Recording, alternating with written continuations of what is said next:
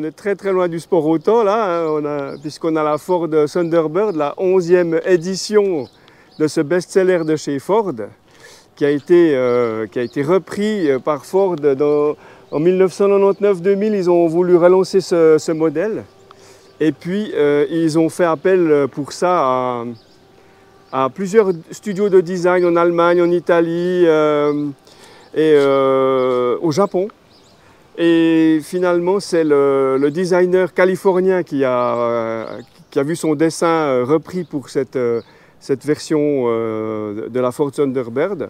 Et il y a, par rapport à la version originale, il y a plusieurs années, les années 50 si je ne me trompe pas, il y a quelques petits styles qui ont été repris, comme les phares avant qui sont ronds, la calandre avec deux inserts qui représentent un petit peu les bumpers qu'il y avait sur la version d'origine, qui était en fait un pare-choc en acier inox, hein, bien entendu.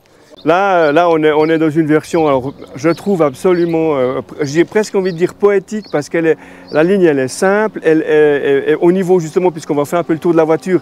La version d'origine, elle avait le point le plus haut de la carrosserie, se trouvait au niveau de la roue avant ici.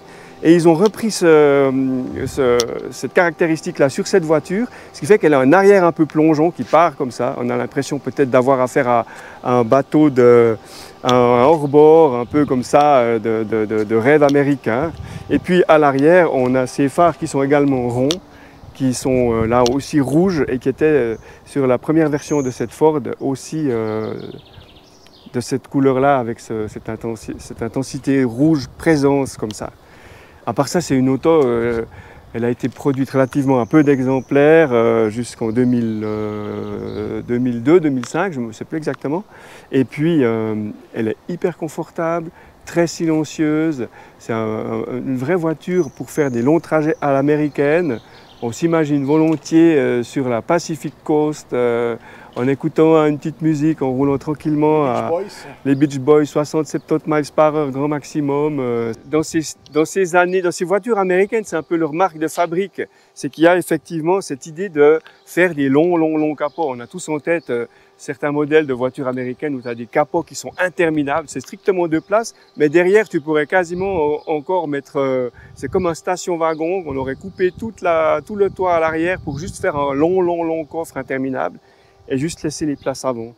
Et là, évidemment, puis comme elle est un petit peu inclinée vers l'arrière, ça donne cet effet de hors-bord, un peu comme ça, de fluidité pour avancer. Puis, alors, elle était vendue, donc il y avait plusieurs versions de couleurs disponibles.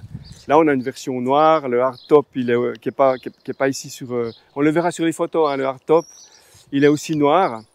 Le hardtop, donc c'est la version rigide du toit.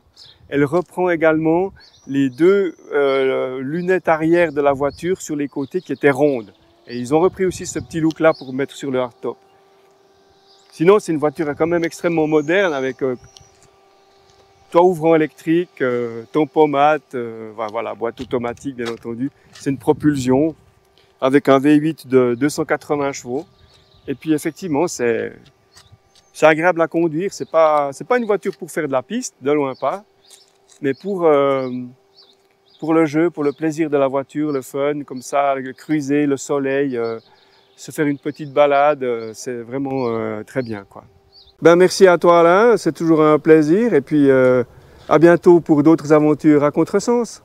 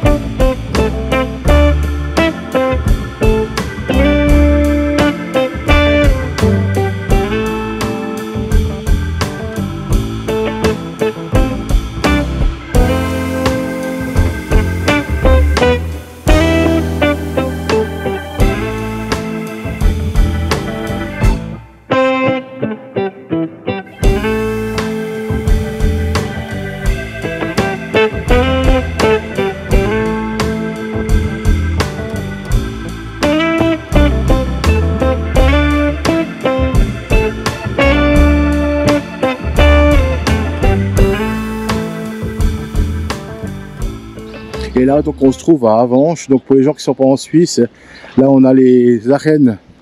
Oui, l'amphithéâtre musée romain, c'est donc un tout très, ben voilà, ça date de l'époque romaine.